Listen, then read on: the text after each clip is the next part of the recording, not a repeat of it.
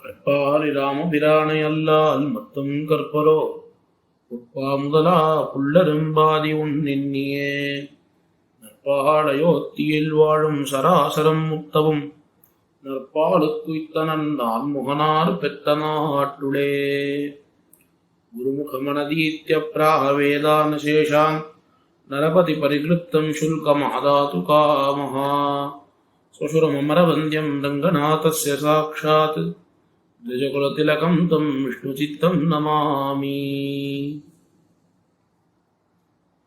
திருவள்ளரை மேளத்திருமாளிகை பெரியசுவாமியினுடைய சதமானோத்சவ பூர்த்தியின்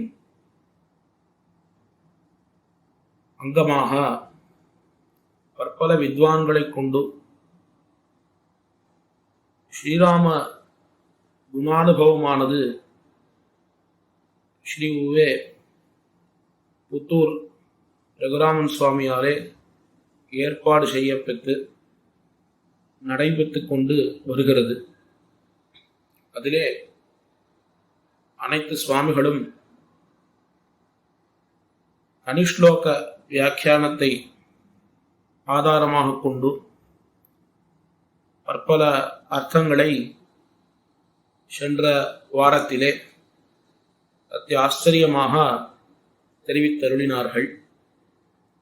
அதன் பிறகு ஆழ்வார்களுடைய திவ்யசூக்திகளிலே எங்கெங்கே ஸ்ரீராமாயண அனுபவமானது செய்யப்பட்டிருக்கிறது என்கிற விஷயத்தை மேலே பல சுவாமிகள் அனுபவிக்கப் போகிறார்கள். அதிலே இவ்வடியவனுக்கும் ஒரு பாக்கியமானது ஸ்ரீ உவே புத்தூர் பாலாஜி சுவாமியாலே கொடுக்கப்பட்டிருக்கிறது. அடியனுக்கு ஸ்ரீராமாயணத்தை பற்றி சொல்லுவதிலே சாமர்த்தியம் இருக்கா என்னால் இல்லை என்றுதான் சொல்லணும். ஸ்ரீராமாயணத்தை பற்றி மாத்திரம் இல்லை, எந்த விஷயத்தை பற்றி சொல்றதுக்கும் சாமர்த்தியம் இல்லை. ஆனால் அப்படி இருந்தாலும் பெரியோர்களோடு பழகக்கூடிய ஒரு பாக்கியம் ஏற்பட்டபடியாலேயும் மற்றும் அடியனுடைய திருப்பாட்டனார் சுவாமி ஸ்ரீவே இஞ்சிமூர் ஸ்ரீனிவாசாச்சாரிய சுவாமி, அந்த சுவாமி அவர் ஏதோ ஒரு காலத்திலே பெரியாழ்வாரின் ஸ்ரீராம குணானுபவம் என்று ஒரு கட்டுரையை எழுதியிருக்கார். அந்த கட்டுரையினுடைய துணை கொண்டு அடியனுக்கிட்ட ஒரு தலைப்பினை அடியேன் சில விஷயங்கள் அந்த கட்டுரையின் துணை கொண்டு தெரிவிக்கலாம் என்று துவங்குகிறேன். ஸ்ரீராமாயணம் என்பது இதிகாச சிரேஷ்டம் என்று சொல்லப்படுகிறது, கொண்டாடப்படுகிறது. நம்முடைய சம்பிரதாயத்திலே ஸ்ரீராமாயண உதாரணங்கள் இல்லாத கிரந்தங்களை நாம் பார்க்க முடியாது. அது வேதாந்த கிரந்தங்களாக இருக்கட்டும், அதாவது சம்ஸ்கிருத வேதாந்த கிரந்தங்களாக இருக்கட்டும், அல்லது திராவிட வேதாந்த கிரந்தங்களாக இருக்கட்டும், அத்துணை வியாக்கியானங்களிலேயும் பூர்வாச்சாரியர்கள் ஸ்ரீராமாயணத்தை எடுத்து பற்பல பிரமாணங்களை கொண்டு அர்த்த நிர்ணயம் செய்கிற ஒரு வியாக்கியான செய்தியை கொண்டிருக்கிறார்கள். அதிலேயும் குறிப்பாக அத்துணை திவ்ய பிரபந்தங்களுக்கும் ஆழ்வார்களுடைய அத்துணை பாசுரங்களுக்கும் வியாக்கியானம் அருளி செய்தவர் பரம காருணிகரான சுவாமி பெரியவாய்ச்சான் பிள்ளை. அவருடைய கிரந்தங்களை நாம் பார்க்க புகுந்தோம் என்றால் பல ஸ்ரீராமாயண உதாரணங்கள் அவர் எடுக்கிறார்.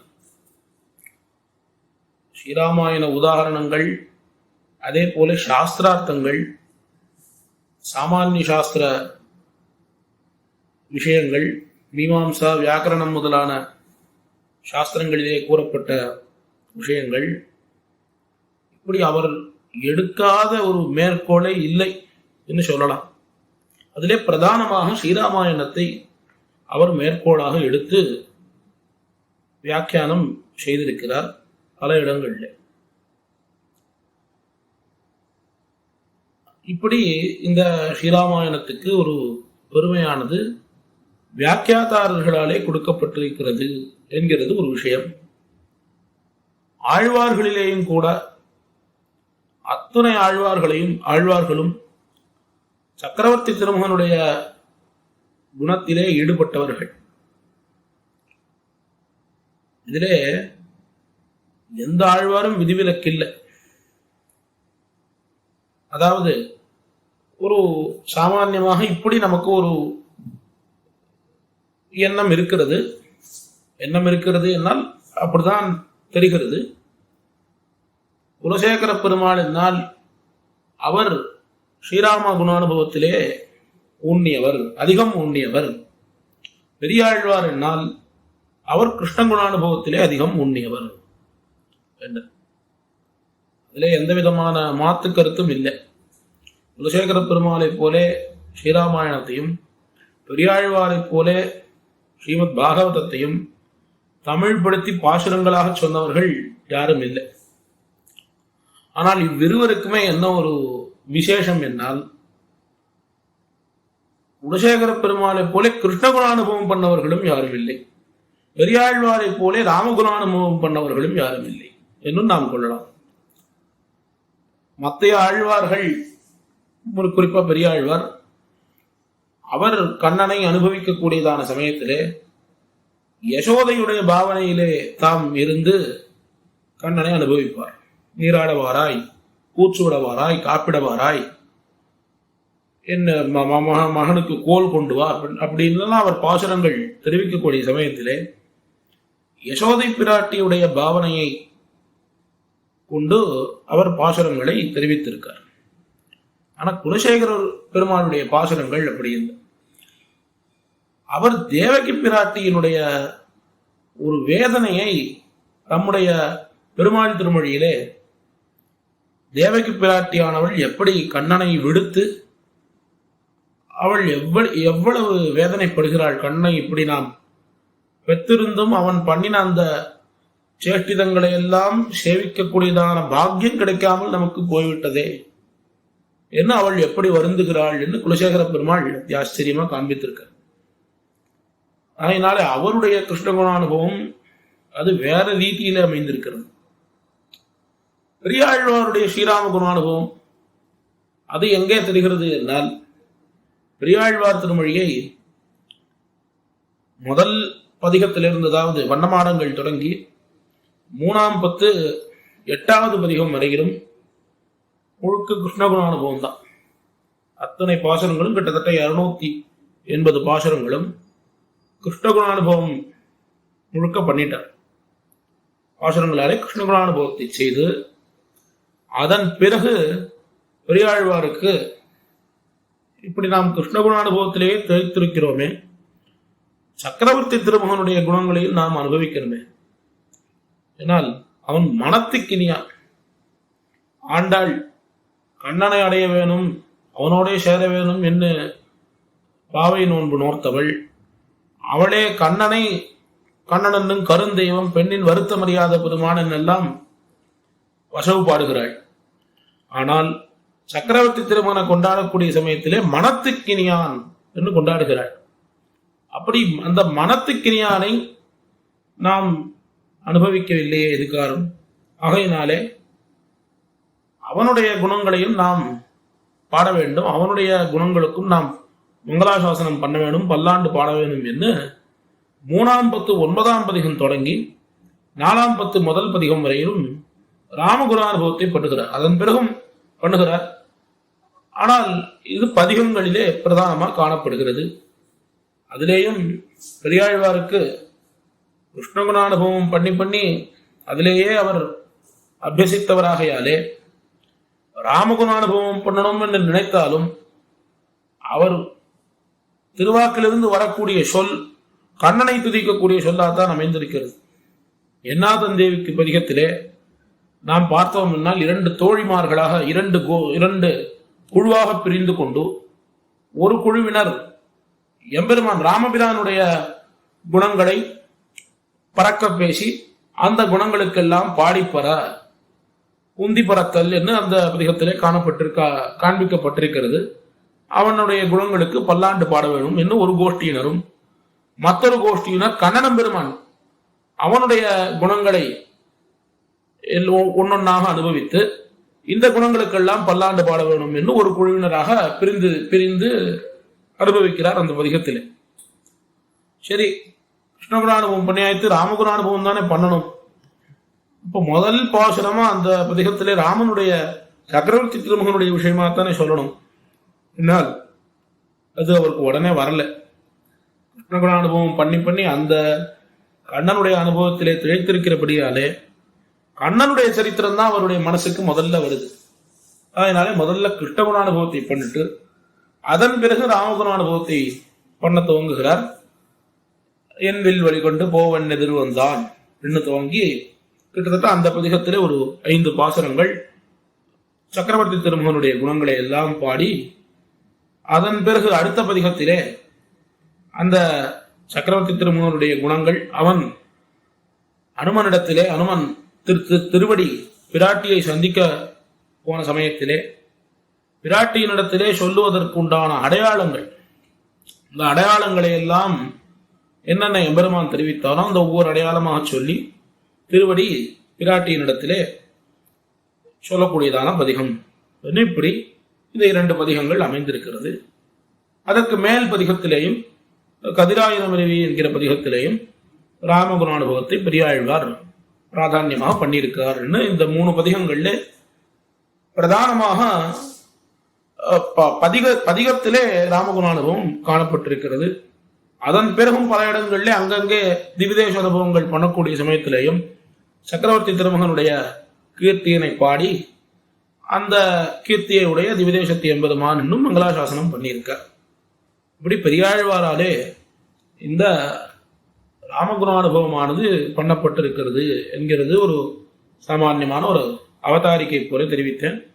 மேலே பதிகங்களிலே அவர் காண்பித்த பாசுரங்களை கொண்டு அந்த பாசுரங்களுடைய அர்த்தம் என்ன என்பதை உரிய சமயத்திற்குள்ளே ஏகாமதி விண்ணப்பிக்கலாம் என துவங்குகிறேன். இதிலே என்னாதன் தேவிக்கு பதிகத்திலே 2வது பாசுரம் என்வில் வழி கண்டு கோவன் எதிர்வந்தார் என்கிற பாசுரம். அந்த பாசுரத்தினுடைய வைபவம் தெரியணும் என்றால் அதற்கு முன்பு நடந்த ஒரு நிகழ்ச்சியானது தெரியணும். அதையும் பெரியாழ்வார் அடுத்த பதிகத்திலே, அதாவது கதிராயிரமருவி பதிகத்திலே சொல்லுகிறார். அந்த பாசுரத்தினுடைய அனுபவம் நமக்கு இருந்தால்தான் இந்த பாசுரத்திலே என்ன வைபவத்தை சொல்லுகிறார் என்று தெரிய வரும். அதாவது அந்த கதிராயிரமருவி பதிகத்திலே 2வது பாசுரம் நாந்தகம் சங்கு தண்டு நான் ஒளிச்சாருங்கம் திருச்சக்கரம் ஏந்து பெருமை ராமனை இருக்குமிடம் நாடுதிரேல் பாந்தள் முகில் விரல் சீதைக்காகி கடுஞ்சிலை சென்னிருக்க வேந்தர் தலைவன் சனகராசந்தன் வேள்வியில் கண்டாருளர் என்கிற பாசுரம். அந்த பாசுரத்திலே என்ன வைபவம் சொல்லப்பட்டிருக்கு என்றால், எம்பெருமான் அவன் தசரத சக்கரவர்த்திக்கு திருமகனாக பிறந்து அவன் வளர்ந்து வரக்கூடிய காலத்திலே விஸ்வாமித்திர முனிவர் சக்கரவர்த்தியை பார்ப்பதற்காக வருகிறார். அவர் வந்தவர் ஏதோ ஒரு காரியத்தோடு தான் வந்திருக்கிறார் என்கிறதை உணர்ந்து உமக்கு என்ன காரியமாகணும் என்று கேட்க, ராமனை என்னோட அனுப்பி வைக்க வேணும் என்று அவர் சொல்லுகிறார். ராமனை உம்மோட அனுப்பி வைக்கணுமா? எதுக்கு அனுப்பி வைக்கணும் என்னால், நான் ஒரு யாகம் செய்து கொண்டிருக்கிறேன். அந்த யாகத்தை குலைக்க வேணும் என்கிற நோக்கத்தோடு பல ராட்சசர்கள் தெரிந்து கொண்டிருக்கிறார்கள். ஆகையினாலே அவர்களிடத்திலிருந்து இந்த யாகத்தை சம்ரட்சிக்க வேண்டும். அதற்கு ராமபிரான் என்னோடு வர வேணும் என்று அவர் கேட்கிறார். உடனே சக்கரவர்த்திக்கு தூக்கி வாரி போட்டது. ராமபிரானை கேட்கிறது. வேடிக்கையா சொல்லுவார், நீர் ஜமதக்னி ராமனை கேட்க வந்திருப்பீர், இவன் தசரத ராமன். நீர் ஜமதக்னியருடைய குமாரரான பரசுராமரை தேடி வந்திருக்க போறீர். இவன் நான் தசரதன், என்னுடைய குமாரன் ராமன் தான் இங்க இருக்கான், அதனால நீர் அட்ரஸ் மாதிரி வந்துட்டீர் அப்படின்னு சக்கரவர்த்தி சொன்னார் என்ன வேடிக்கையா சொல்லுவார்கள். அவர் சக்கரவர்த்தி மறுக்கிறார். முதல்ல ஊனசோடச வருஷோமே ராமோ ராஜீவலோச்சனா, அவனுக்கு இன்னும் 16 வயசு கூட நிறையல. அதற்குள்ள அவனுக்கு என்ன தெரியும் அவனுக்கு? வில்லை ஏந்துவானா, என்ன பண்ணுவான் அவன் எப்படி உம்முடைய யாகத்தை சம்ரட்சிப்பான் என்று நினைக்கிறேன் என்று அவர் மறுக்கிறார் அனுப்புவதற்கு. விஸ்வாமித்திரர் பார்த்தார், தசரதா, ராமபிரான் யாருன்னு உனக்கு தெரியாது, நான் அறிவேன். அவனுடைய தத்துவம், பரமாத்ம தத்துவத்தை நான் அறிவேன். நான் மாத்திரம் இல்லை, இங்கே உன்னுடைய சபையில வைத்திருக்காரு வசிஷ்டர், அவருக்கும் தெரியும் அவனுடைய குணங்கள் எப்பேற்பட்டது, அவனுடைய சாமர்த்தியம் எந்த அளவுக்கு என்று நான் அறிவேன். அகம் வேத்மி என்று அவர் சொல்லி, அதன் பிறகு வசிஷ்டரும் சக்கரவர்த்தி இடத்திலே சொல்லி, அதன் பிறகு சக்கரவர்த்தி ராமபிரானை விஸ்வாமித்திரரோடு அனுப்பி வைக்கிறார். சக்கரவர்த்தி திருமகனும் இளைய பெருமாளும் இருவரும் விஸ்வாமித்திரரோட சென்று அங்கே யாகத்தை சம்ரட்சித்து, எம்பெருமான் அவன் பஞ்சாயுததாரி இல்லையா, அவனுக்கு ஆயுதங்கள்ல குறையே இல்லை. அதாவது எந்த ஆயுதத்தை யார் ஏந்தி வந்தாலும் அவனுடைய ஆயுதங்களுக்கு முன்பு அதெல்லாம் ஒண்ணுமே இல்லை. அப்பேற்பட்ட ஒப்பற்ற ஆயுதங்களை உடையவனாக இருக்கான் எம்பெருமான். ஆனால் அவ்வளவு ஆயுதத்தை அவன் தரித்தவனாக இருந்தாலும் ஆத்மானம் மானுஷம் மன்யே ராமம் தசரதாத்மஜம் என்று சொன்ன கிரமத்திலே தன்னை ஒரு மனிதனாகவே அவன் எண்ணி தசரதனுடைய குமாரனாகவே தான் இந்த அவதாரத்திலே இருக்க வேண்டும், நம்முடைய பரமபுருஷத்துவத்தை காண்பிக்க கூடாது என்ன எம்பெருமான் பல இடங்கள்ல ஒழித்து அந்த தன்னுடைய தத்துவத்தை ஒழித்து வைத்திருந்தான். விஸ்வாமித்திரரிடத்திலே ஒழித்து வைக்க முடியல. விஸ்வாமித்திரர் வந்தார். வந்த உடனே எம்பெருமானுக்கும் சரி, விஸ்வாமித்திரர் வந்துட்டார், நம்முடைய அவதாரத்தினுடைய நோக்கம் இப்போ இனிமே கொஞ்சம் கொஞ்சமா ஆரம்பிக்க போறது என்ன எம்பெருமானும் அவரோட உகப்போட சேர்ந்து அவருடைய வேள்வியை சம்ரட்சித்து, அதன் பிறகு அவருடைய ஆக்ஞைக்கு கட்டுப்பட்டு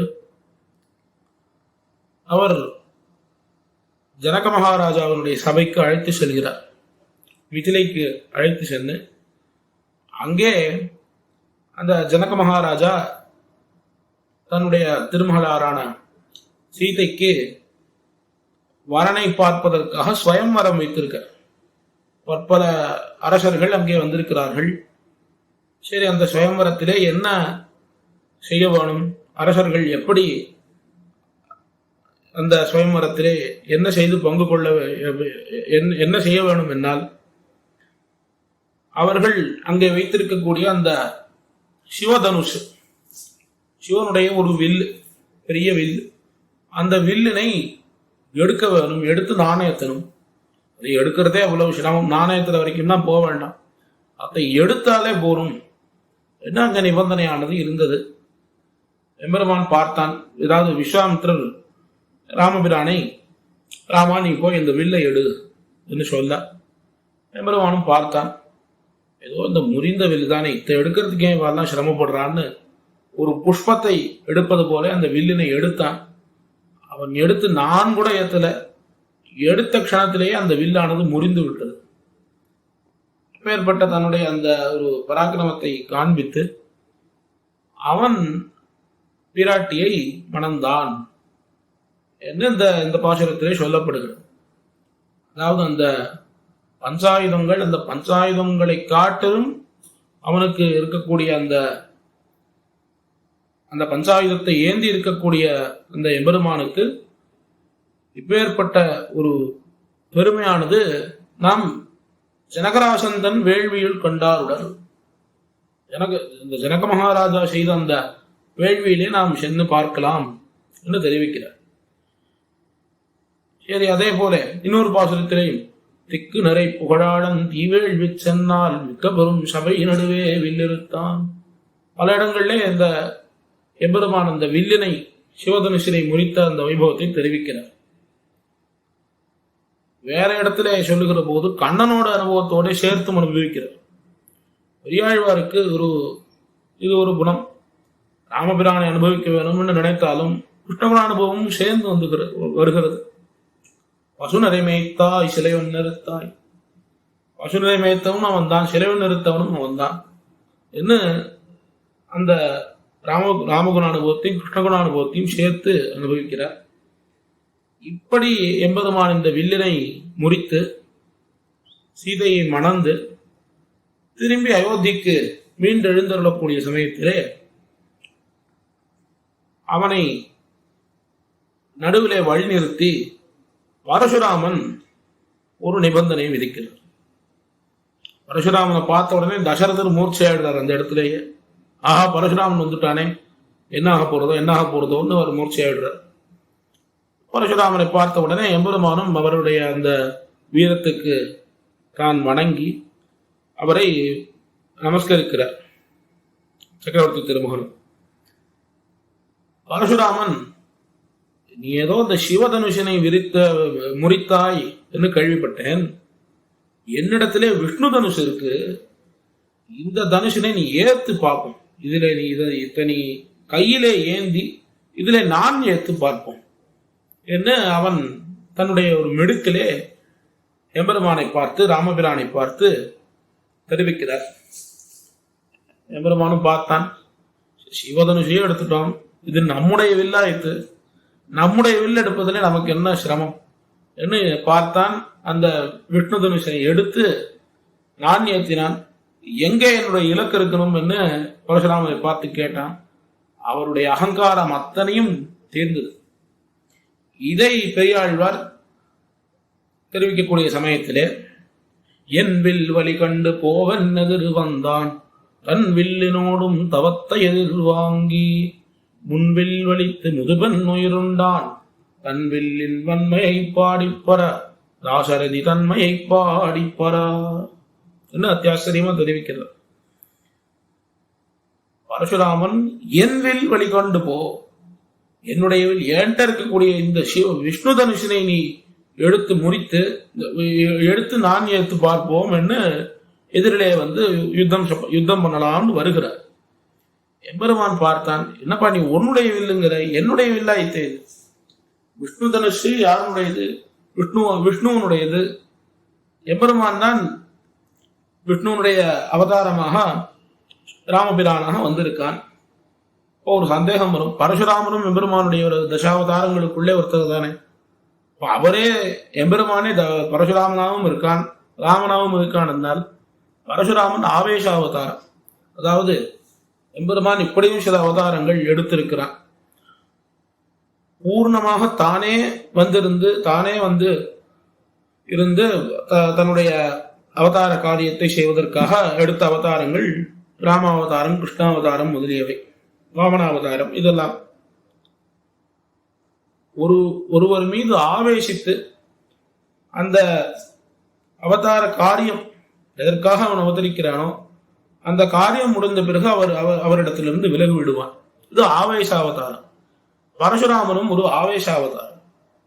அதனாலே அவர் எம்பெருமானுடைய அந்த 10 அவதாரங்களுக்குள்ளே வந்திருந்தாலும் சாட்சாத் எம்பெருமானே ராமனாக அவதரித்து வந்த சமயத்திலே அவனை காட்டிலும் பரசுராமன் துர்பலனாகி விடுகிறார். ஆகையினாலே எம்பெருமான் தன்னுடைய வில்லை, அதாவது பரசுராமரிடத்திலே இருக்கக்கூடிய தன் விஷ்ணு தனுஷனை எடுத்து, விஷ்ணு தனுஷனை மாத்திரம் எடுக்கல, அவர் கஷ்டப்பட்டு சேர்த்து வைத்திருந்த தவத்தையும் எடுத்துட்டார். அவர் கோபப்பட்டார். கோபத்திலே அதாவது கர்வத்திலே தன்னுடைய தவத்தை பரசுராமன் இழந்தான். இப்படி ஆச்சரியமாக இந்த என்னாதன் தேவிக்குங்கிற பதிகத்திலே முதல்ல தெரிவித்திருக்கிறார். அதன் பிறகு கிரமமாக ஸ்ரீராமாயணத்தினுடைய அனுபவம், அயோத்தியைக்கு வந்த பிறகு நடந்த சில அனுபவங்கள் அத்தையும் அனுபவிப்போம்.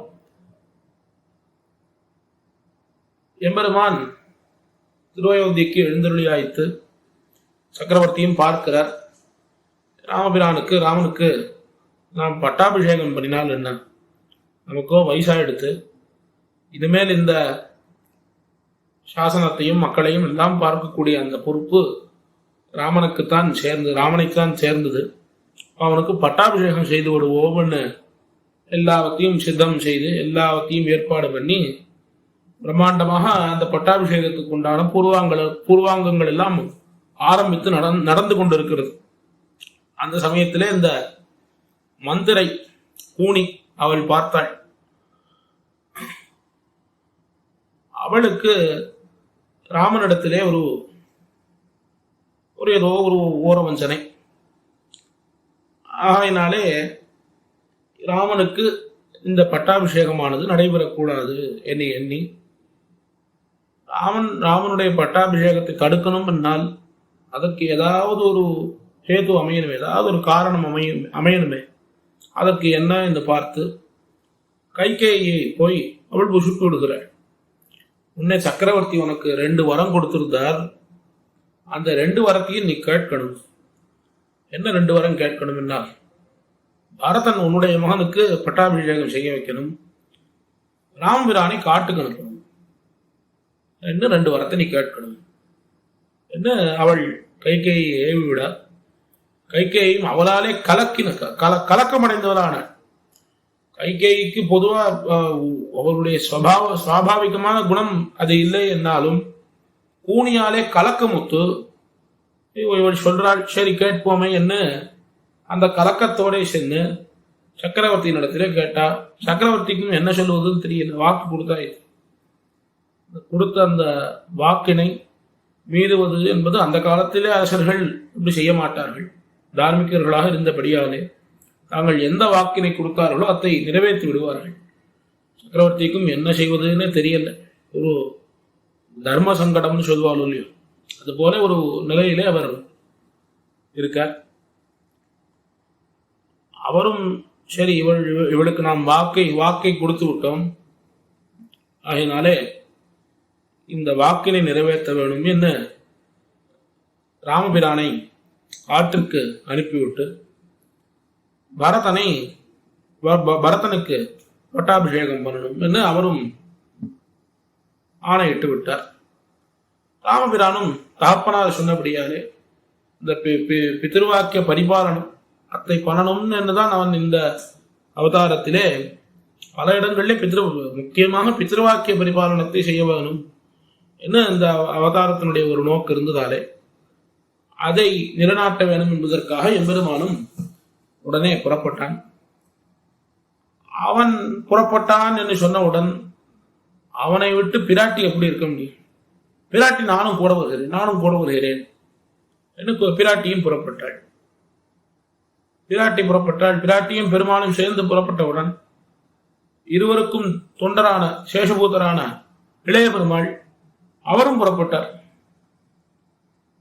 அவர் உன்னை விட்டு பிரிந்திருந்தால் நஜீவேயம் க்ஷணமபி, ஒரு ஜலத்திலிருந்து பிரியப்பட்ட மீனானது எப்படி ஒரு க்ஷணம் அடுத்த க்ஷணம் உசுரோடு இருக்காதோ அதே போல உன்னை விட்டு பிரிந்தால் நானும் அந்த நிலையை அடைவேன் என்று அவரும் கூறி இளைய பெருமாளும் புறப்பட்டார். இதை பெரியாழ்வார் அத்தியாச்சரியமாக தெரிவிக்கிறார் தம்முடைய பாசுரங்களிலே.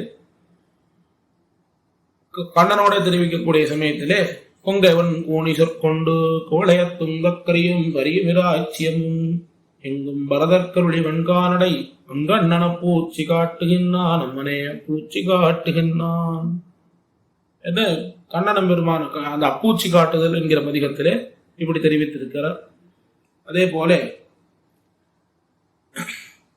இந்த என்னாதன் தேவிக்கு பதிகத்திலே மாத்துத்தாய் சென்னு வனம் போக என்னிட ஈத்துத்தாய் பின்தொடர்ந்து எம்பிரான் என்னடா கூத்துத்தாய் சொல்ல கொடிய வனம் போன சீத்தமிராதானை பாடிப்பரா சீதமனாலனை பாடிப்பரா.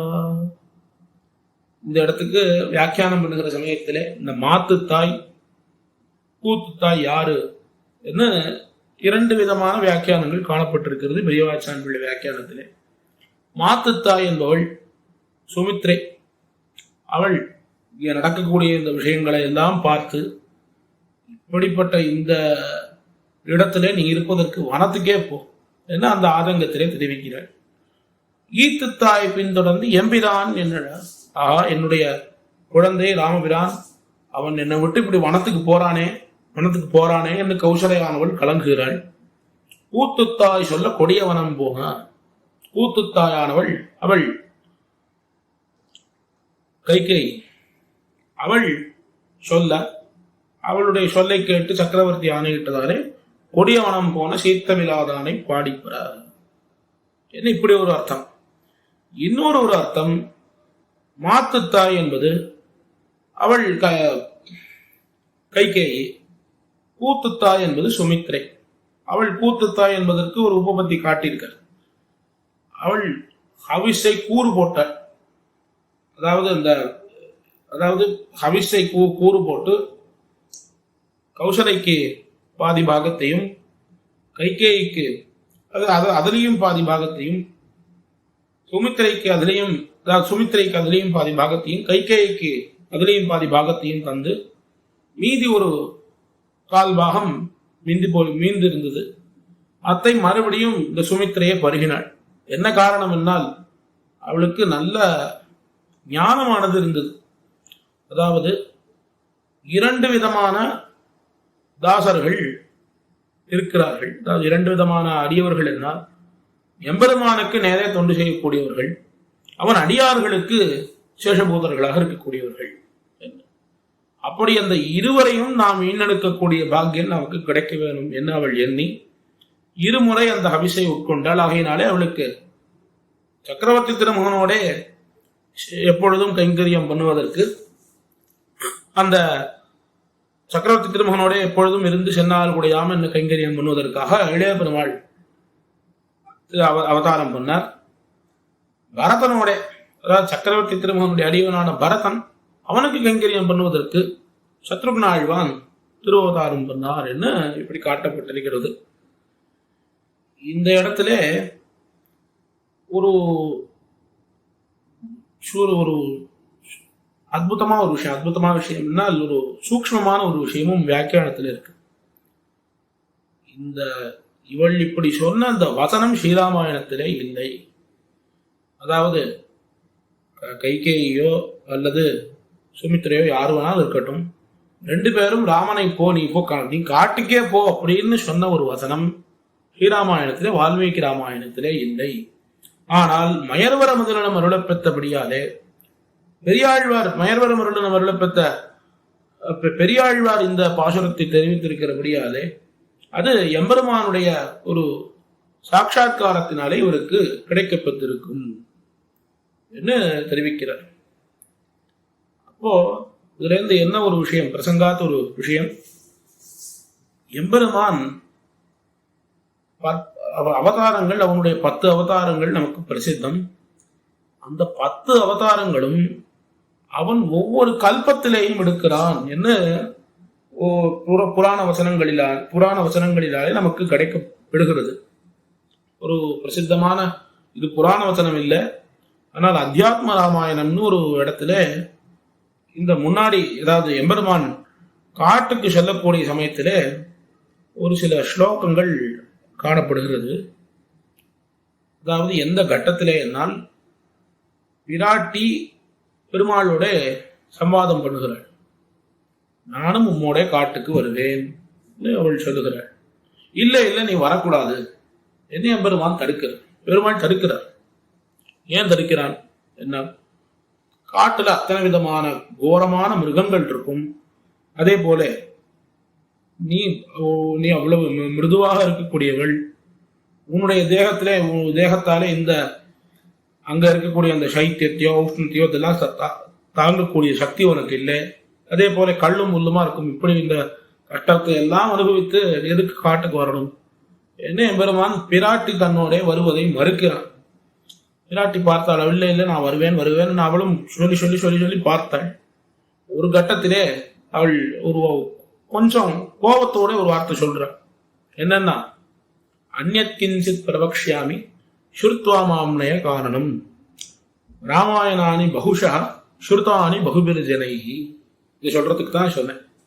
ராமாயணானி பகுஷா ஸ்ருதானி பகுபிர்ஜனைஹி. பல ராமாயணங்கள் பல பேராலே பல முறை கேட்கப்பட்டிருக்கிறது என்று தெரிவிக்கிறார். அது என்ன பல ராமாயணம்? நமக்கெல்லாம் தெரிந்து ஒரே ஒரு வால்மீகி ராமாயணம் தானே. அதுல அப்புறம் பல ராமாயணங்கள் பல ஜனங்கள் பல முறை கேட்டிருக்கிறார்கள் என்று சொல்கிறார்கள். இதுக்கு என்ன தாற்பயம் என்றால், எம்பெருமானுடைய அவதாரம் என்பது ஒவ்வொரு கல்பந்தோறும் நடைபெறுகிறது. அந்த கல்பங்கள் தோறும் நடைபெறக்கூடிய சமயத்திலே ஒரே ஸ்ரீராமாவதாரம் இந்த கல்பத்திலே நடைபெற்ற சில விஷயங்கள் தெரிந்திருக்கும், வேற ஒரு கல்பத்திலே வேறு சில விஷயங்கள் நடந்திருக்கும். இப்ப நமக்கு கிடைக்கக்கூடிய வால்மீகி ராமாயணத்திலே இருக்கக்கூடிய விஷயங்களை காட்டிலும் கல்பாந்தரத்திலே நடந்த ஸ்ரீராமாயணத்திலே, அதாவது ராமாவதாரத்திலே இன்னும் பல விஷயங்கள் கிடைக்க வாய்ப்பு இருக்கிறது. அப்ப இதெல்லாம் நமக்கு என்ன சொல்லுகிறது என்னால், எம்பெருமான் எப்படி வேதங்களானது ஒவ்வொரு கல்பங்களிலேயும் ஒவ்வொரு பிரளயத்துக்கு பிறகும் வேதங்களானது மறைந்து எம்பெருமானாலே எம்பெருமான் அவன் சர்வஜனானபடியாலே அத்தை அவன் ஸ்மரித்து எப்படி ரிஷிகளுக்கு சொல்கிறானோ, அதே போல அவனுடைய அந்த நிர்ஹேதுக கிருபையினாலே ஆழ்வார்களுக்கு அவனுடைய பல கல்பங்களிலே அவன் செய்த அவதாரங்களுடைய சாட்சா்காரமானது ஆகியிருக்கிறது. அதாவது இப்போ இந்த கல்பத்திலே நடந்த ராமாவதாரத்தினுடைய விஷயங்கள் ஒண்டிதான் ஆழ்வார்களுக்கு தெரியும் என்ன இல்லை. எத்தனையோ கல்பங்கள் இருக்கு. சம்சாரம் அனாதிங்கிற படியினாலே ஆயிரக்கணக்கான கல்பங்கள் இதுக்கு முன்னாடி இருந்திருக்கலாம். எல்லா கல்பத்திலேயும் ஸ்ரீராமாவதாரம் இருக்கு. எல்லா கல்பத்திலேயும் நடந்த அவதாரங்களிலே நடக்கப்பட்ட அத்தனை விஷயங்களும் எம்பெருமானுடைய நிர்ஹேதுக கிருபையினாலே ஆழ்வார்களுக்கு கிடைக்கப்பட்டிருக்கிறது. ஆனபடியாலே இவர்களாலே இப்படி ராமாயணத்திலே காணப்படாத சில விஷயங்களையும் சொல்ல முடிகிறது என்று தெரிவிக்கிறார். அதனால அதுக்காக இந்த சில உதாரணங்கள் எல்லாம் சொன்னேன். இந்த உதாரணம் இது கல்பந்தோறும் ஸ்ரீராமாவதாரம் நடைபெறுகிறதுங்கிறது அடியன் சொன்ன உதாரணம் ஒரு லௌகிகமான உதாரணம். அத்தியாத்ம ராமாயணங்கிற கிரந்தத்தில் இருக்கு. ஆனால் புராணங்கள்லையும் அன்வேஷனம் பண்ணி பார்க்கணும். அது பார்த்தோம் என்று சொன்னால் இன்னும் அது நிர்தாரணமாக தெரிய முடியும். ஆகையினால இப்படி இந்த மாத்துத்தாய் சென்று வனம் போக என்னிட ஈத்துத்தாய் பின் தொடர்ந்து எம்பிரானிட கூத்துத்தாய் சொல்ல கொடிய வனம் போன சீத்தமிராதானை பாடிப்பெற சீதமனாரனை பாடிப்பெறா என்கிற பாசுரத்தினாலே அவன் கானகம் போன அந்த ஒரு விற்த்தாந்தத்தை தெரிவிக்கிறார். இதையே அடுத்த பதிகத்திலே தெரிவிக்கக்கூடிய சமயத்திலே கலக்கியமா மனத்தரளாய் கைகேய் வரம் வேண்ட மலக்கியமா மனத்தரனாய் மன்னவனும் மராதொழிய உலக்குமரா காடுரையப்போ என்று விடை கொடுப்ப இலக்கு மனம் தன்னோடும் அங்கேகியதோர் அடையாளம். திருவடி பிராட்டியினிடத்திலே ராமபிரானாலே அனுப்பப்பட்டு அவன் சொன்ன அடையாளங்களை எல்லாம் சொல்லுகிறார். அப்போ இந்த ஒரு அடையாளத்தையும் சொல்லுகிறார். கலக்கியமா மனத்தரளாய் கைகேயி வரம் வேண்டார். கூனி அவளுடைய மனதை நன்கு கலங்கும்படி செய்து விட்டாள். இவளும் கலங்கி போனவள் நேர மன்னவனிடத்திலே போய் எனக்கு நீர் அப்போ வரம் கொடுத்தீர், அந்த வரத்தை இப்போ நான் கேட்கிறேன் என்று கேட்கிறாள். மன்னவனும் என்ன பண்ணுவதுன்னு தெரியல. ராமபிரானை பட்டாபிஷேகத்திலிருந்து அனுப்புவதா அல்லது நான் கொடுத்த வாக்கினை நிறைவேற்றாமல் இருப்பதா என்று தெரியாமல் ஒரு சங்கடமான ஒரு நிலைமையிலே என்ன செய்வது என்று தெரியாமல் ராமபிரானை கானகத்துக்கு அனுப்ப அவர் ஆணையிடுகிறார். குலக்குமரா காடுரையப்போ, இந்த குலத்துக்கு இக்ஷ்வாக் குலத்துக்கு தனமாக இருக்கக்கூடிய ராமபிரானை காடுரையப்போ, வனவாசத்துக்கு போ என்று அவர் என்ன சக்கரவர்த்தியானவர் தெரிவிக்கிறார். இந்த ஒரு அடையாளம் அந்த சமயத்திலே இலக்கு மனம் தன்னோடும் அங்கேகியதோ ஒரு அடையாளம் என்று இப்படிப்பட்ட இந்த அடையாளங்களை எல்லாம் சொல்லி திருவடி பிராட்டியை சந்திக்கிறார் என்று அடுத்த பதிகத்திலேயும் இந்த விற்த்தாந்தமானது சொல்லப்பட்டிருக்கிறது. அடுத்து குஹசக்கியம். கானகம் போவதற்கு முன்பு எம்பெருமான் குஹனோடு ஒரு தோழமையை கொள்கிறார். அவன் பித்ருவாக்கிய பரிபாலன நிமித்தமாக இவர்கள் எல்லாவற்றையும் அத்தனை பேரும் வருகிறார்கள். அவனோட சரையூ நதி பரியந்தம் அத்தனை பேரும் வருகிறார்கள். எல்லாரையும் பார்த்து கொண்டே அவன் அவர்களை எல்லாவற்றையும் விட்டுவிட்டு கங்கை கரைக்கு வந்து அங்கே அவன் அந்த கரையை கடப்பதற்கு குஹன் அவருக்கு சகாயம் பண்ணினார். அவனோடு எம்பெருமானுக்கு ஒரு தோழமை ஏற்பட்டது. அவனோடு தோழமை ஏற்பட்டது என்றால் எம்பெருமான் அவனை ஒரு தோழனாக ஒண்டி பார்க்கல, தன்னுடைய சகோதரனாகவே பார்த்து பாவித்தான். அதாவது எப்படி இளைய பெருமாளை அறிமுகப்படுத்தினான் என்னால் தனக்கு சகோதரனாகவும் பிராட்டியை தனக்கு அதாவது குஹனுக்கு தோழியாகவும் எம்பெருமான் அறிமுகம் செய்தான் என்று காணப்படுகிறது. இப்படி அவன் அந்த குஹனை தன்னுடைய ஒரு சகோதரனாகவே பார்த்து அவனோட நெருங்கி பழகினான். அந்த கரையை கடக்கக்கூடிய பரியந்தம் குஹனோடு ஒரு சக்கியமானது எம்பெருமானுக்கு ஏற்பட்டது. இதை பாசுரமாக தெரிவிக்கக்கூடிய சமயத்திலே ஆரணிந்த முலைமடவாய் வைதேவி விண்ணப்பம் ஏரணிந்த வயோத்தியர்கோன் பெருந்தேவி கேட்டருளாய் ஊரணிந்த வேல் விளவன் குகனோடு கங்கை தன்னில் சீரணிந்த தோழமை கொண்டது மோகருடையாலும். கூரணிந்த வேல் விளவன், அவன் அந்த வேல் தொழிலே வல்லவன். அந்த குகனோடு அந்த கங்கை கரையை கடக்கிற பரியந்தம் எம்பெருமான் அவ்வளவு சகஜமாக தான் ஒரு அரசகுமாரன் என்பதை எல்லாவற்றையும் துறந்து குகனுடன் ஐவரானோம் என்று தெரிவிக்கக்கூடிய ரீதியிலே குகனை தனக்கு ஒரு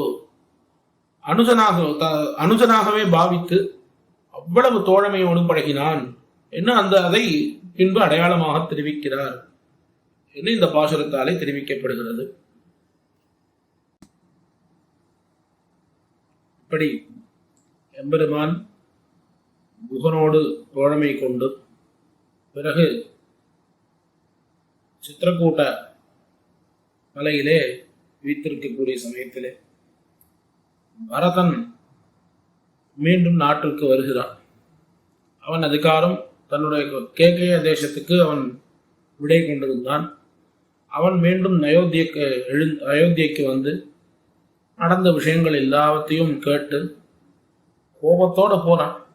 கோபத்தோட ஒவ்வொருத்தரையா சொல்ல போறான். ஒவ்வொருத்தரையா இவளுடைய இந்த சூழ்ச்சி தானே எம்பெருமான ராமபிரானை இப்படி காட்டுக்கு போகும்படியா பண்ணினது. முதல்ல அந்த கூனி தான் இவ்வளவு சூழ்ச்சிகளுக்கும் காரணம். அவளை ஒரு வழி பண்ணறேன்னு சொல்லி முதல்ல போறான். போனவன் ஒரு 2 அடி நடந்துட்டு யோசிக்கிறான். இல்ல இந்த கூனி அவள் சொல்றா, அவள் ஏதோ புத்தி பேதலிச்சு சொல்லியிருக்கா. அவள் சொன்னதை கேட்டு நம்முடைய தாயான அந்த கைகை அவள் எதற்காக சக்கரவர்த்தியின் இடத்திலே போய் இந்த வரத்தை கேட்கணும்? அப்போ அவள் மேலதான் குத்தம். அதனால அவளை ஏதாவது பண்ணணும்னு போறான். அப்புறம் மறுபடியும் யோசிக்கிறாள். சரி, இந்த கைகையை கேட்கிறாள், ஏதோ காலத்திலே அவள் பண்ண அந்த ஒரு செயலுக்காக, அதாவது சக்கரவர்த்தி யுத்தம் செய்த சமயத்திலே அவள் அந்த தேரை செலுத்துவதற்கு மிகவும் உதவி செய்த காரணத்தினாலே அவளுக்கு இந்த 2 வரத்தை கொடுத்திருந்தார். சரி, அந்த வரத்தை அவள் இப்பதான் கேட்கிறாள். இந்த சமயத்திலே தான் தம்முடைய அந்த தர்மத்தை இவர் காட்டணுமா? சக்கரவர்த்தி மேலதான் தப்பு அப்படின்னு அவரை ஏதாவது பண்ணணும்னு போறான். அப்புறம் பார்க்கலாம், சரி சக்கரவர்த்தி சொன்னால் என்ன, ராமபிரானுக்கு எங்க போயிட்டு, ராமபிரான் பரதன் நாட்டை ஆளட்டும் அப்படின்னு சொன்னா சரி அப்படியே ஆகட்டும்னு இப்படி போய்விடுவானா? அவன் பரதன் வரட்டும், அப்புறம் நம்ம எல்லாம் பேசி ஏதாவது முடிவெடுப்போம் அப்படி சொல்ல மாட்டானா? அவன் மேலையும் குத்தம் என்று எல்லாவற்றையும் யோசித்து அதன் பிறகு யார் மேல உண்மையா குத்தம் என்று ஆலோசிக்கிறான். நமந்தராயாக நமாதுரஸ்யாக ஒவ்வொருத்தருடைய பேரையும் சொல்லி ஒவ்வொருத்தரையும் சொல்லி இவர்கள் யார் மேலேயும் குத்தம் இல்லை. மத்பாபம் ஏவாத்திர நிமித்தமாசி வனப்பிரவேசே ரகுநந்தனஸ்ய, என்னுடைய பாப்பம் நான் இல்லாமல் போனது அல்லது நான் பிறந்தபடினாலதானே நான் இப்படி காட்டுக்கு போகும்படியான இந்த ஒரு துர்பாக்கியம் கிடைத்தது நமக்கு. அதனால என்னுடைய பாப்பம் தான் அவன் இப்படி இந்த கானகத்தை அடையும்படி பண்ணி இருக்கு என்று பரதன் உணர்ந்து அவன் இந்த அரசினை தாம் ஆளுவதற்கு உரியவன் அல்லன் என்று அனைவரிடத்திலேயும் சொல்லி வசிஷ்டாதிகள் அத்தனை பேரையும் அழைத்துக் கொண்டு ராமபிரானை பார்க்க போகிறான். ராமபிரானை பார்க்க போனால் அங்கே எம்பெருமானை மீண்டும் நாட்டுக்கு வரும்படி கூப்பிடுகிறான். அவனுடைய திருவடிகளிலே விழுந்து அயோத்தியைக்கு மீண்டும் எழுந்தருடணும் என்று பிரார்த்திக்கிறான். ராமபிரானோ, நான் என்னுடைய கொள்கையை எப்போதும் மாற்றிக்க மாட்டேன். தகப்பனார் சொன்ன வாக்கியத்தை பரிபாலனம் பண்ணணும் என்பது என்னுடைய இந்த கொள்கை. அதிலிருந்து நான் மீறமாட்டேன் என்று தான் திரும்பி வராமல் தன்னுடைய பாதுகைகளை கொடுத்து அரசாளும்படி பரதனிடத்திலே கொடுத்து மீண்டும் அனுப்பிவிடுகிறான். பரதன் அந்த பாதுகைகளை ஆசனத்திலே அமர்த்தி அவன் அந்த ஆட்சியை பண்ணுகிறான் என்று ஸ்ரீராமாயணத்திலே காட்டப்படுகிறது. இதை பாசுரத்திலே தெரிவிக்கக்கூடிய சமயத்திலே முடியொன்னி மூலகங்களும் ஆண்டு உன்னடியே கருளன் அவன் பின் தொடர்ந்தா வடியல் குணத்து பரத நம்பிக்கு அந்நடி நிலையீந்தானை பாடிப்பரா என்று தெரிவிக்கிறார். இதே போல திருவரங்கத்தம்பெருமான் விஷயமா தெரிவிக்கக்கூடிய பாசுரத்திலே மரவடியை தம்பிக்கு வான் பணயம் வைத்து போய் வானோர் வாழா என்று தெரிவிக்கிறார். அதே போல அடையாளமாக திருவடி தெரிவிக்கக்கூடிய பாசுரத்திலே காணவரும் கல்ல தரும்போய் காடுரைந்த காலத்து தேனவரும் புழிச்சாரல் சித்திர கூட திருப்ப பான்மொழியாய் வரத நம்பி பணிந்தது மோரடையாளம் என்று இப்படி பற்பல பாசுரங்களாலே இந்த பரதாழ்வான் ராமபிரான் இடத்திலே வந்து அவனுடைய பாதுகைகளை கொண்டு போய் இந்த ராஜ்யத்தை சாசனம் பண்ணின விஷயத்தை தெரிவித்திருக்க, அதன் பிறகு சித்திரக்கூடத்திலே நடந்த சில அடையாளங்கள், அதாவது சித்திரக்கூட மலையிலே எம்பெருமான் தங்கியிருந்த சமயத்திலே எம்பெருமானும் பிராட்டியும் ஏகாந்தமா இருந்த ஒரு சமயத்திலே இந்திரனுடைய மகனான ஜெயந்தன் என்பவன் அவன் தன்னுடைய இந்த தேவ வேஷத்தை மறைத்துட்டு ஒரு காக்க வேஷத்தை எடுத்துண்டு அவன் வந்து பிராட்டியை துன்புறுத்துகிறான். பிராட்டியினுடைய பக்ஷஸ்தலத்திலே அவன் கொத்துகிறான். பிராட்டியும் பெருமாள் சயனித்துக் கொண்டிருக்கார் பிராட்டியினுடைய மடியிலே. பெருமாளுடைய தூக்கம் குலைந்து விடக்கூடாது, அவருடைய அந்த தூக்கமானது குலைந்து விடக்கூடாது என்கிற காரணத்தினாலே அவள் அந்த வலியை பொறுத்து கொண்டிருக்கிறாள். அவளுடைய மார்பிலிருந்து ரத்தமாக வழிகிறது. அந்த ரத்தம் வழிந்த பிறகு எம்பெருமான் அதை பார்த்து கோபம் உற்றவனாக அவன் மீது பிரம்மாஸ்திரத்தை ஏவினான். பிரம்மாஸ்திரத்தை ஏவினான். அந்த காகாசுரன் எல்லா இடத்துக்கும் போறான். போகாத லோகம் இல்லை. சத்தியலோகத்துக்கு போறான், கைலாசத்துக்கு போறான், எல்லா இடத்துக்கும் போறான், இந்திரலோகத்துக்கு போறான். எங்க போனாலும் அந்த பிரம்மாஸ்திரம் அவனை விடுறதா இல்லை. வந்தவன் பார்த்து ராமனிடத்திலேயே வந்து விழுந்தான். ராமனிடத்திலேயே வந்து விழுந்தவன் நேரா விழுந்தானா, அதாவது ராமனுடைய திருவடிகளை பார்த்து அவனுடைய தலை இருந்ததான்னா இல்லை, தலைகீழாக விழுந்தான். தலைகீழாக விழுந்தவனுடைய தலையை பிராட்டி திருப்பி உன்னுடைய திருவடிகளை இந்த காகாசுரன் பத்துகிறான், இவன் பத்தி இருக்கிறான், அதனாலே இவனை மன்னித்து விடும், இப்ப இவன் பண்ணின அந்த குத்தத்தை மன்னித்து விடும், அபயம் சர்வபூதேபியோ ததாமின்னு தானே உம்முடைய விரதம் இருக்கு. அப்போ இவன் பண்ணின அந்த தவறினை உணர்ந்து இவன் சரணாகதி பண்ணியிருக்கான், இவனை நீர் மன்னிக்க வேணும் என்று பிராட்டி சொல்ல அவளுடைய புருஷகாரத்தினாலே எம்பெருமான் அந்த காகாசுரனை மன்னித்தான் என்கிற சரித்திரம். பெரியாழ்வார் சித்திரக்கூட திருப்ப சிறிகாக்கை முனை தீண்ட அத்திரமே குண்டறிய அனைத்துலகம் தெரிந்தோடி வித்தகனே ராமாவோ நின் அபயம் என்னழைப்பா அத்திரமே அதன் கண்ணை அறுத்தது மோரடையாளம். பிரம்மாஸ்திரத்தை ஏவியாய்த்து ஆயினாலே இந்த அஸ்திரத்தினுடைய அந்த அஸ்திரத்தை ஏவி விட்டான் என்கிற காரணத்தினாலே அதை எதிலையாவது பிரயோகிக்கணும். அவனுடைய கண்ணை மாத்திரம் அறுத்து விட்டு அவனுக்கு உயிர்ப்பு செய்தான் என்கிற சரித்திரம். அதன் பிறகு சூர்பனகை அவள் எம்பெருமானை பார்க்க வந்தது. அந்த சரித்திரம் விஷயமாக தெரிவிக்கக்கூடிய சமயத்திலே சில பாசுரங்கள் அத்தியாச்சரியமாக அமைந்திருக்கிறது. கார்கிழந்தம்பிக்கு அரசீந்து தண்டகம் நூத்தவள் சொற்கொண்டு போகி உடங்கிடை சூர்பனகாவை செவியிடுமோக்கு அவளாக்க வரிந்தானை பாடிப்பற. எம்பெருமான் பரத நம்பிக்கை இந்த அரசினை தந்தான். அரசினை தந்துவிட்டு சித்திரகூட பர்வதத்திலிருந்து புறப்பட்டு தண்டகாரண்யத்துக்குள்ளே வந்தான். தண்டகாரண்ய வனத்துக்குள்ளே வந்து அங்கே பற்பல விஷயங்கள், அங்கே முதல்ல புகக்கூடிய சமயத்திலே தண்டகாரண்யத்துக்கு வந்த சமயத்திலே அங்கே இருந்த ராட்சசர்களை எல்லாம் அழித்து விராதர் அந்த மகரிஷியை பார்த்து எம்பெருமான் அவருடைய ஆசீர்வாதங்களை எல்லாம் பெற்று பற்பல மகர்ஷிகளை சந்தித்து அவர்கள் அத்தனை பேருக்கும் தான் சம்ரக்ஷகனாக இருக்கேன் என்று வார்த்தையெல்லாம் பண்ணி கொண்டிருக்கான். அந்த தண்டகாரண்யத்திலேயே அவன் வீத்திருந்த சமயம், அந்த சமயத்திலே இந்த தண்டகாரண்யத்திலே ராவணனுடைய சகோதரியான சூர்பனகை அவள் சக்கரவர்த்தி திருமகனையும் இளைய பெருமாளையும் பார்க்கிறாள். ரெண்டு பேரையும் பார்த்துட்டு அவளுக்கு அவ்வளவு ஒரு ஆனந்தம், இருவருடைய அழகிலே அவள் மயங்கி விட்டாள். கொண்டாடுகிறாள். அவள் கருணவு ரூப சம்பன்னவு சுகுமாரவு எப்படி இருக்கார்கள்? யுவாக்களாக இருக்கிறார்கள், ஒப்பற்ற அழகை உடையவர்களாக இருக்கிறார்கள். இந்த மாதிரி அழகி யாரிடத்திலேயும் இல்லை என்று அப்படி அவர்களை இருவருடைய அந்த திருமேனி சௌந்தரியத்திலே அவள் ஈடுபட்டு அவள் பெருமாளை அடைய வேண்டும் என்று வருகிறாள். எம்பெருமானோ நான் ஏற்கனவே ஒரு சீதையை மணந்தவனாக இருக்கேன், ஆகையினாலே என்னாலே உன்னை விவாகம் பண்ணிக்கொள்ள முடியாது, என்னுடைய சகோதரனிடத்திலே நீ போய் கேள் என்று லக்ஷ்மணனிடத்திலே அனுப்புகிறார்.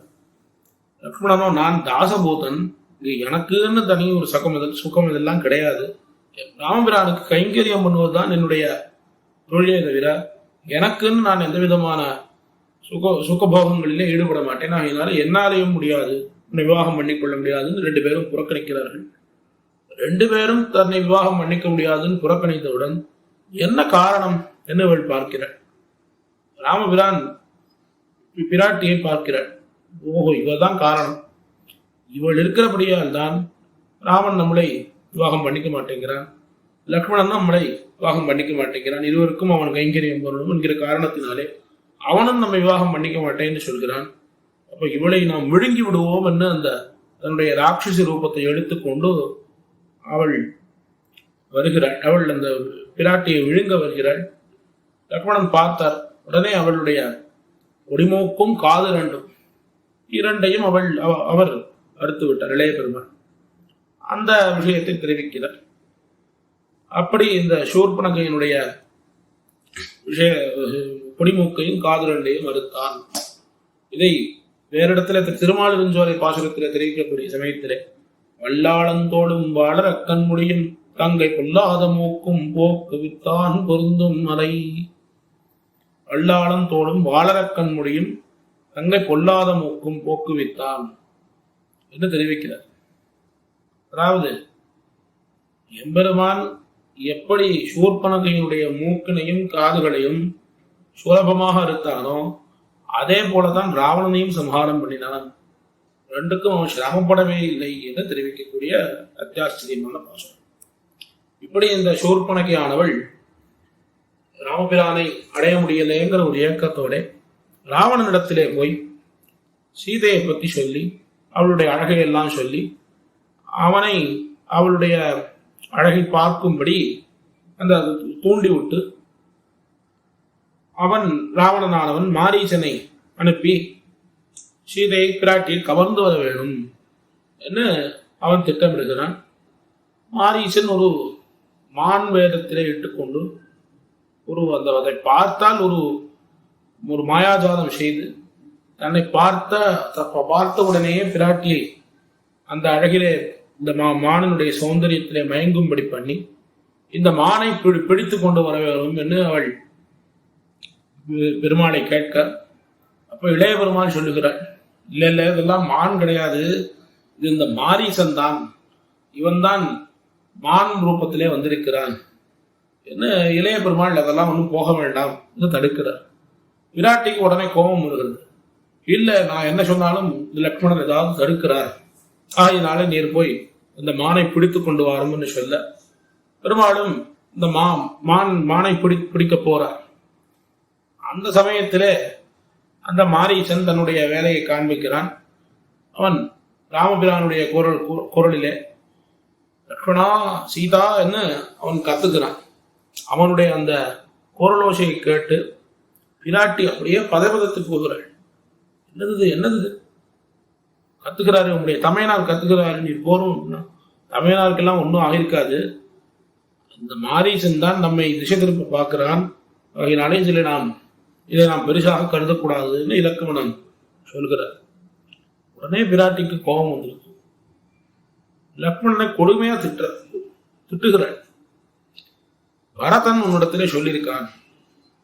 பரதன் உன்னிடத்தில் என்ன சொல்லியிருக்கான் என்றால், நீ ராமபிரானோடு இந்த வனவாசத்துக்கு போகக்கூடிய சமயத்திலே எப்படியாவது அவனை முடித்து விடுதுன்னு சொல்லியிருக்கான். நீயும் அந்த நேரம் பார்த்துதான் இவ்வளவு நேரம் காத்துட்டு இருக்காய். இப்படி பலவிதமாக திட்டி அதன் பிறகு லக்ஷ்மணன், சரி நான் போகிறேன், ஆனால் இந்த ஒரு கோட்டனை தாண்டி வர வேண்டாம் என்று அந்த லக்ஷ்மண ரேகா, இந்த ரேகையினை வரைந்து அவன் எம்பெருமானை பார்ப்பதற்கு போறான். எம்பெருமானை பார்ப்பதற்கு போனால் அதுக்குள்ள எம்பெருமானும் வந்துட்டான். இருவரும் சேர்ந்து என்ன, எம்பெருமான் பிராட்டியை விட்டு வந்திருக்கிறாயேன்னு கேட்க, இல்லை நான் எவ்வளவு சொல்லியும் பிராட்டி தான் கேட்கவில்லை, உண்மை கூட்டிக் கொள்ள வர வேண்டும் என்று அவ்வளவு என்னை திட்டினால் ஆகினால்தான் வந்தேன் என்று இளைய பெருமாள் சொல்ல, இருவருமாக வேகமாக வருவதற்குள்ளே ராவணன் ஒரு பிராமண வேஷத்திலே வந்து அந்தனர் வேஷத்திலே வந்து பிராட்டியினிடத்திலே காசகம் வாங்குவது போல அவளை கவர்ந்து சென்றான். இதை அத்தியாச்சரியமாக தெரிவிக்கிறார். மின்னத்த நுண்ணுடையாள் மையடியே என் விண்ணப்பம் பொன்னொத்தமான புகுந்தெனிது விளையாடா நின்னன் பின்வடி நின்று சிறைபிடித்தெம்பிரானேக பின்னேங்கிலக்கு மனன் பிரிந்ததுமோ ஒரு அடையாளம். எம்பிரானேக அந்த இடத்துல ராமபிரான் அவ்வளவு ஏக்கத்தோட அவனுடைய குரல் காணப்படுகிறது. அதை பார்க்காமல் நீர் இப்படி இருக்கிறீரேன்னு பிராட்டி இளைய பெருமாளை திட்டி அவரை ராமபிரானை பார்க்கும்படி அனுப்பி வைத்தார். உடனே அதை பார்த்த ராவணன் இதுதான் சரியான நேரம் என்று பிராட்டியை கவர்ந்து சென்றான். அதன் பிறகு இப்படி ராவணனாலே கவர்ந்து செல்லப்பட்ட பிராட்டியை எம்பெருமான் தேடி செல்லக்கூடிய சமயத்திலே பலரை சந்திக்கிறான். அதிலே முக்கியமாக சுக்ரீவாதிகள் அத்தனை வானவர்களையும் சந்தித்து அவர்களோட சேர்ந்து குகனுடன் மைவரானோம் என்று முன்னே சொன்னான். சுக்ரீவனுடன் அறுவரானோம். சுக்ரீவனையும் தன்னுடைய ஒரு சகோதரனாகவே பாவித்து அவனுடைய ஒரு சக்கியத்தை கொண்டு அத்தனை வானர சேனையோடும் அவன் இலங்கை, அதாவது அத்தனை வானர சேனையோடும் சென்று எம்பெருமான் சீதை இருக்கும் இடத்தை கண்டுபிடிக்க முயற்சி செய்து கொண்டிருக்கக்கூடிய ஒரு நிலை. அந்த சமயத்திலே திருவடி அவர் எம்பெருமானுடைய தூதனாக இலங்கைக்கு அனுப்பப்பட்டு அங்கே பிராட்டியை கண்டு அவர் பிராட்டியினிடத்திலே அடையாளங்களை எல்லாம் சொல்லி, நான் ராமனுடைய தூதன், தூதோகம் ராமஸ்யா என்று தெரிவிக்கிறார். அங்கே அவர் எம்பெருமானுடைய கணையாழியை காண்பிக்கிறார் பிராட்டியினிடத்தில். அந்த கணையாழியானது, அந்த மோதிரமானது எப்பேற்பட்ட மோதிரம் என்னால், திக்கு நிறை புகழாளன் தீவேள்வி சொன்னால் மிக்க பெரும் சபை நடுவே வில்லிருத்தான் மோதிரம். மோதிரம் கண்டு உக்குமால் அடையாளம் அனுமான் என்ன இப்படி அந்த சுயம்பரத்திலே எம்பெருமான் அந்த தனுஷனை முறித்து அதன் பிறகு அந்த கணையாழியை, அதாவது பிராட்டியை மணந்து அதற்கு அங்க அடையாளமாக இருக்கக்கூடிய அந்த கணையாழியை பார்த்தவுடன் பிராட்டி அவ்வளவு ஆனந்தப்படுகிறாள் என்று தெரிவிக்கிறார். குமால் அடையாளம், இந்த அடையாளங்களை எல்லாம் பார்த்து பிராட்டி அவ்வளவு உகந்தாள் என்று தெரிவிக்கிறார். அதே போல ஒரு ரகசியமான அடையாளம், ரகசியமான அடையாளம் என்னால் பெருமாளுக்கும் பிராட்டிக்கும் மாத்திரம் தெரிந்த ஒரு அடையாளம். அப்படிப்பட்ட அடையாளம் என்ன என்னால், எல்லி எம்போது திருத்தல் இருந்ததோ அவருடைய வகையில் மல்லிகமா மாலை கொண்டு அங்கார்த்ததுமோ அடையாளம். இது என்ன சரித்திரம் என்றால், அதாவது ஒரு சமயத்திலே அயோத்தியிலே பெருமாளும் பிராட்டியும் தனித்திருந்த ஒரு சமயத்திலே இருவரும் ஏதோ விளையாடி கொண்டிருக்கிறார்கள். ஏதோ ஒரு போட்டியிலே, அந்த போட்டியிலே எம்பெருமான் ராமன் தோத்து விட்டான். பிராட்டி அவனை மல்லிகை மாலையாலே அணைக்கிறாள், கட்டி போட்டாள். இன்னும் ஒரு அடையாளம். இது இவ்விருவருக்கு மாத்திரமே தெரிந்த ஒரு அடையாளம். ஆழ்வாருக்கு முன்னே தெரிவித்த மாதிரி அவர் மயர்வர மந்திரம் அருளப்பெற்ற காரணத்தினாலே, அருளப்பெற்றவராகையாலே அவர் அந்த அடையாளங்களை எல்லாம் இப்படி நமன் தெரிவித்ததாக அவர் தெரிவிக்கிறார். இப்படி இந்த அடையாளங்களை எல்லாம் சொல்லி அனுமன் சீதை கண்டேன் சீதையை என்று தெரிவித்து அவர் திரும்பி வந்த பிறகு விபீஷணன் ராவணனை விட்டு, ராவணனுக்கு எவ்வளவோ நல்வார்த்தை சொல்கிறான்.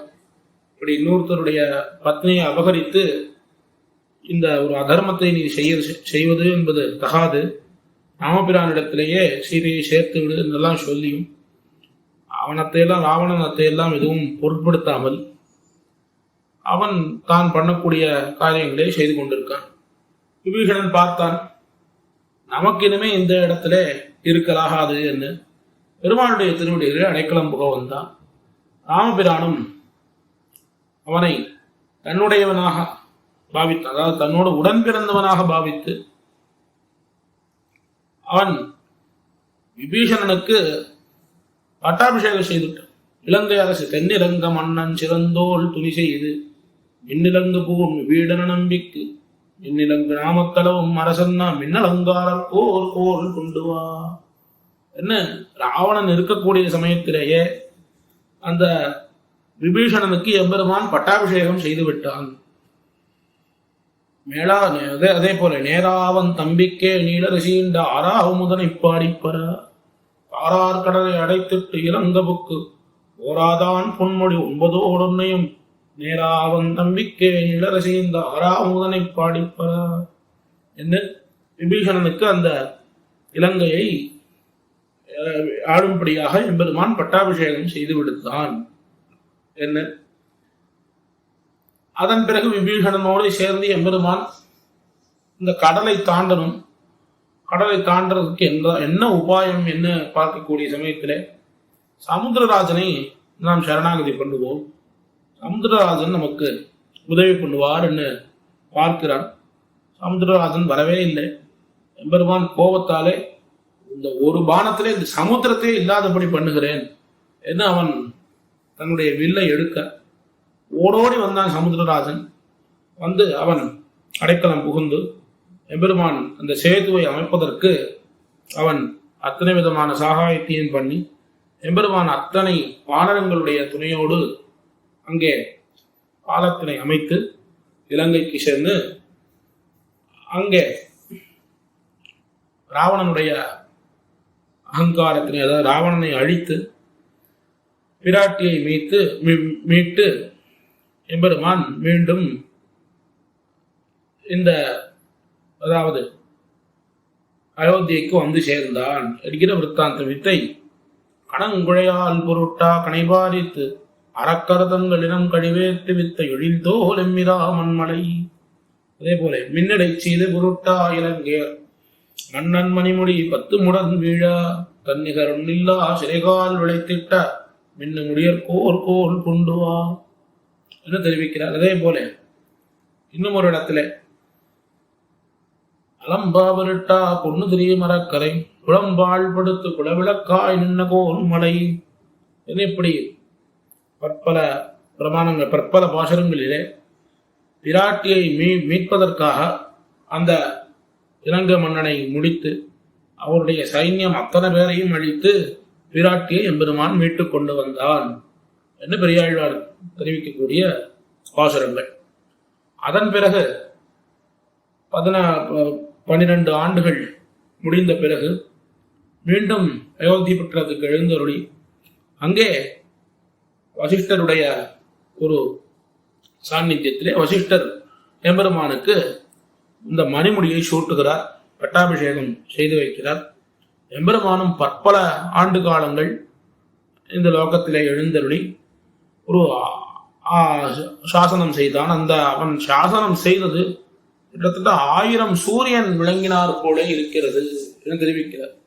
கதிராயிரம் இரவி கலந்தரித்தால் ஒத்த நீழ்முடியன் எதிரில் பெரும் இராமனை இருக்குமிடம் நாடுகிறேன் என்ன எப்படி அந்த 1000 சூரியன்கள் ஒரு இடத்திலே இருந்தால் எப்படி இருக்குமோ அப்பேற்பட்ட ஒரு தன்மையை உடையவனாக ராமபிரான் எழுந்தருளி இருந்தான். அதை காட்டிலும் அவனுடைய ஒரு சாசனமானது அமைந்திருந்தது என்று தெரிவிக்கிறார்.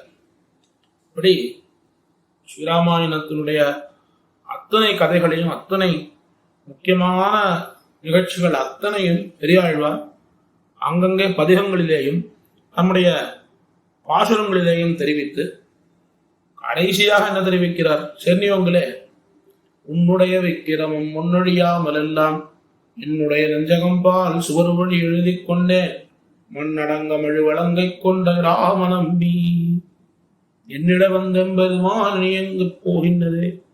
ராமநம்பி, ராமபிரானே, உன்னுடைய சரித்திரங்கள் எல்லாவற்றையும் நான் எங்கு எழுதி வைத்திருக்கிறேன் என்றால் என்னுடைய நெஞ்சிலே இருக்கக்கூடிய சுவரிலே எழுதி வைத்திருக்கிறேன் என்று அந்த ஸ்ரீராமாயண வித்தாந்தங்கள் அத்தனையும் தான் எப்பொழுதும் சிந்தித்துக் கொண்டிருக்கக்கூடிய அந்த இருப்பினை கடைசியாக ஆழ்வார் தெரிவித்து தலை கட்டி முடிக்கிறார் என்று. இப்படி பெரியாழ்வார் எப்படி ராமாவதாரத்தை அனுபவித்தாரோ அந்த அனுபவத்திலிருந்து ஒரு சில விஷயங்களை அடியேன் இவ்விடத்திலே விண்ணப்பித்தேன். அடியேன் முன்னே சொன்ன மாதிரி இந்த உபன்யாசம், அதாவது இந்த விஷயம் அடியனுடைய திருப்பாட்டனார் சுவாமி ஒரு கட்டுரையாக பல காலத்துக்கு முன்பு எழுதி வைத்திருக்கிறார். அதனுடைய துணை கொண்டு அடியேன் சில விஷயங்களை தெரிவித்தேன். எனக்கு எந்த அளவு அந்த கட்டுரையிலிருந்து விஷயங்கள் புரிந்ததோ அவற்றை இவ்விடத்திலே தெரிவித்தேன். இதிலே ஏதாவது ஒரு அடியனுடைய மந்த மதியினாலே பல குத்தங்கள் வந்திருக்கக்கூடும். அந்த குத்தங்களை திருத்தி பணிகொள்ள வேண்டும் என்று பிரார்த்திக்கிறேன்.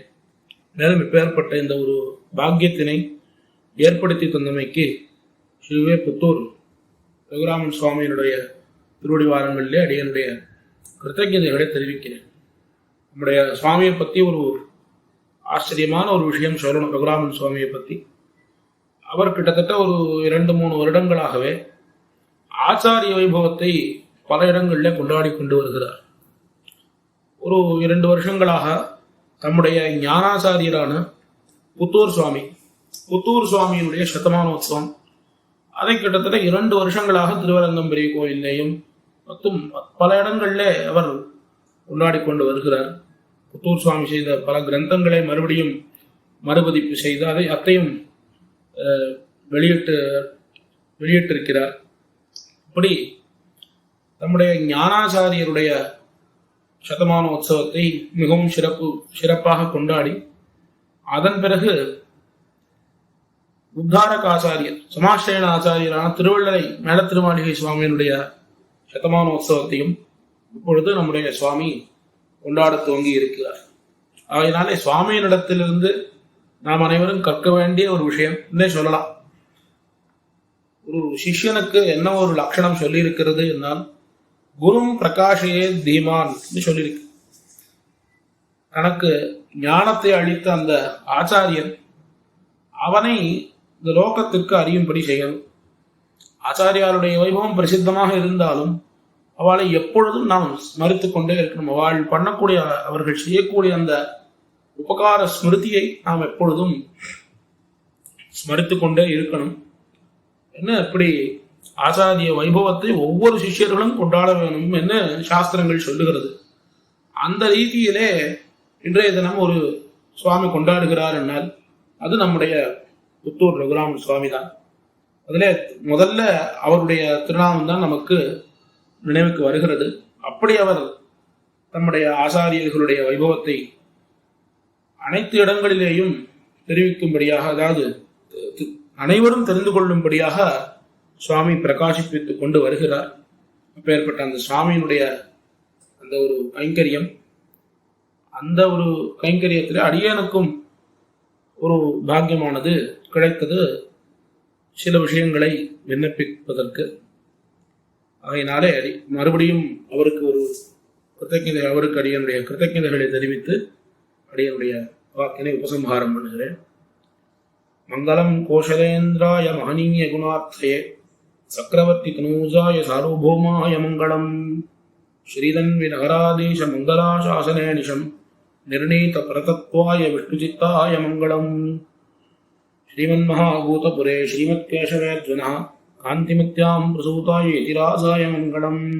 மங்களாசாசனபரைः மதாசாரிய புரோகமைः சர்வைश्च பூர்வைராச்சார்யைः கிருதாயாஸ்து மங்களம்.